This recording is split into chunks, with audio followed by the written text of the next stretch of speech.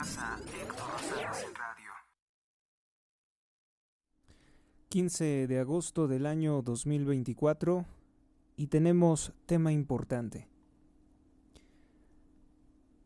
Pocas cosas son tan relevantes como para quitarle la atención a las notas del día de ayer, que relacionadas con la detención de Ismael El Mayo Zambada y su plena colaboración o relación criminal con Morena, pues que otra cosa puede ser más importante que conocer que el gobierno de México es narcotraficante, ¿verdad?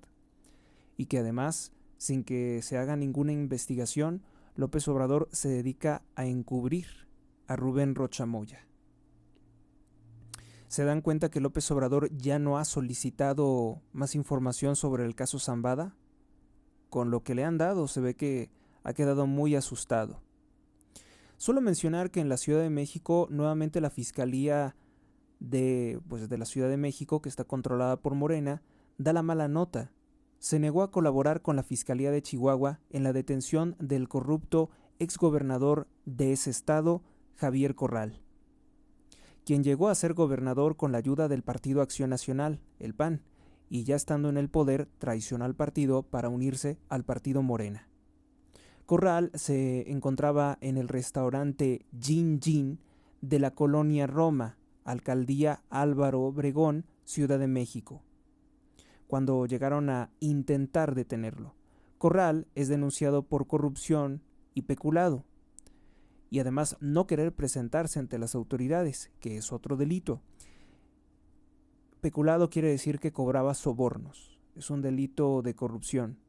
Si hacemos memoria, en la crisis sanitaria, Javier Corral también intentó extorsionar empresarios que se enfrentaron a él como Salinas Pliego, ya que Corral quería hacer quebrar la economía del Estado, quería hacer quebrar la mayoría de los negocios con los confinamientos brutales, y sabiendo que no existe ningún apoyo por parte del gobierno, no existía ningún apoyo por parte del gobierno para mantener los salarios, para mantener a los trabajadores, simplemente se les obligaba a cerrar, siguiendo las políticas que ustedes ya saben de dónde vienen. Pues López Obrador ha estado encubriendo a Corral, le ha brindado todo su apoyo, ya que su filosofía estaba muy a tono con la de Corral, que quiebren los empresarios, qué bueno, pues que quiebren. También Corral tuvo una muy mala actuación apoyando al gobierno de López Obrador cuando éste envió a la Guardia Nacional a reprimir con violencia a los campesinos que se manifestaban en defensa del agua, considerando que había una sequía y poco recurso hídrico.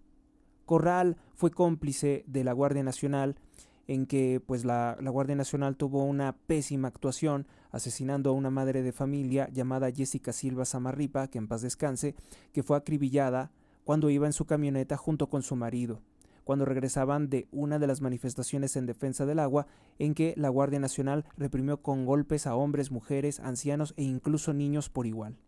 La señora Justina Samarripa, madre de Jessica Silva, sigue insistiendo en que la justicia para su hija no ha llegado.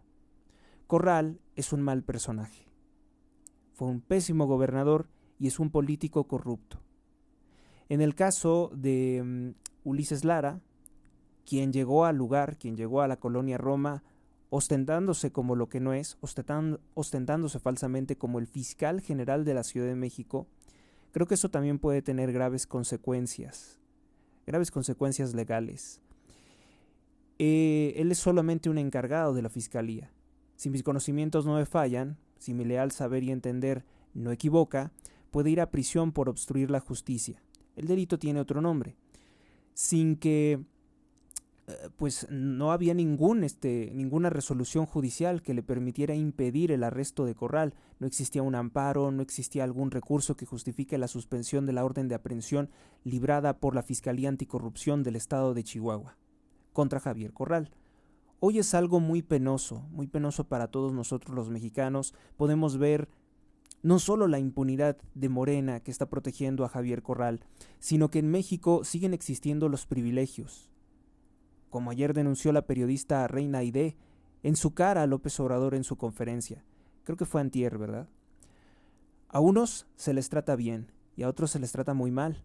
Como decía el criminal traidor a la patria Benito Juárez, con mis amigos justicia y gracia, y con mis enemigos la ley a secas, que también es una mentira porque Juárez, que era un asesino, pues siempre actuó asesinando a sus rivales políticos por fuera de la ley. Asesinó al emperador de México Maximiliano en el Cerro de las Campanas sin que ninguna ley le permitiera tal fusilamiento e ignorando las peticiones de los gobiernos de los embajadores de otros países. Podemos concluir que Morena, por tanto, es un conjunto de ideas erróneas, de prácticas ilegales, de prácticas viles y criminales que se llevan a la práctica en nuestro país ya desde hace tiempo, y es más de lo mismo de lo que ya no queremos. Es todo lo que no queremos en México, ese país de impunidad y privilegios para políticos corruptos que simplemente gozan de protección por ser amigos del presidente más corrupto de nuestra historia, López Obrador. Y peor aún, la judía comunista Claudia Sheinbaum, que no es mexicana, dice que lo premiará con un cargo público. El delito que está cometiendo Ulises Lara se conoce como negación del servicio público, es equivalente al de obstrucción de la justicia.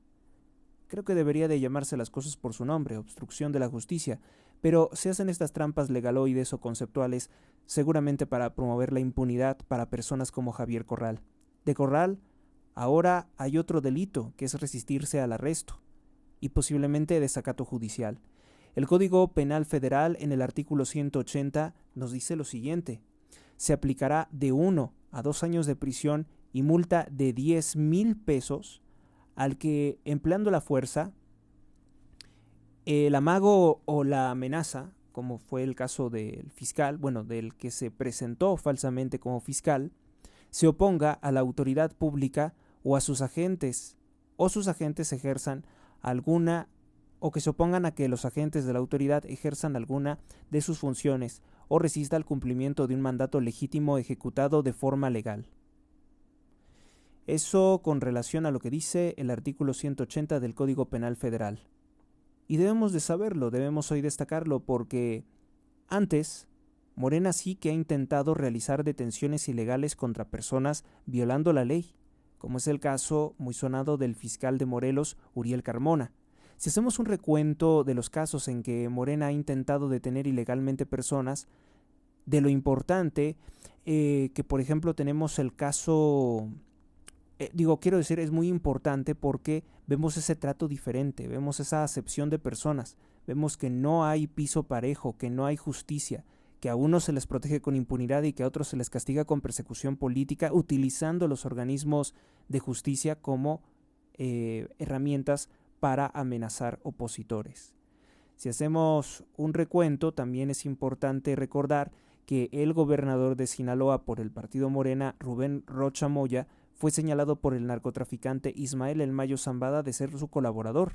Lo mismo que hay fotos con criminales del gobernador de Tamaulipas, Américo Villarreal, que también forma parte del partido Morena. También hay que recordar las declaraciones del narcotraficante Celso Ortega, líder de los Ardillos, que señaló que Félix Salgado Macedonio, de Morena, forma parte de su grupo criminal, que es su socio criminal en el estado de Guerrero. Guerrero gobernado por la hija de Félix Salgado Macedonio, Evelyn Salgado.